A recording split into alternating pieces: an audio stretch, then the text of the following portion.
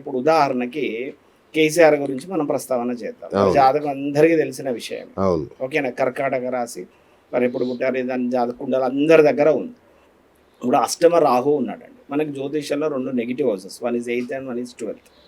Last 3 years అంతా ఆయన అష్టమ శనితోటే ఆయన ఆ ఇబ్బంది పడుతున్నాడు. అనారోగ్య సమస్యలు అనుకోనియండి, నమ్మక ద్రోహం అనుకోనియండి, కొంత తప్పడడుగులు వేయడం కానివ్వండి, రకరకాలుగా జరిగినాయి. ఇప్పుడు అష్టమ రాహు యొక్క ప్రభావం కూడా ఉంది ఇప్పుడు ప్రస్తుతానికి. 12వ గురువు కూడా ఉన్నాడు. అంటే జూన్ 2వ తారీఖు వరకు కూడా ఆయనకి సంపూర్ణమైన గురుబలం అనేది లేదు. తాత్కాలికంగా మొన్న ఒక 45 days శరీర స్థానంలోకి గురువు వచ్చి మళ్ళీ అతిచారం వెళ్ళి మళ్ళీ 12వ ఇంటికి వెళ్ళిపోయాడు.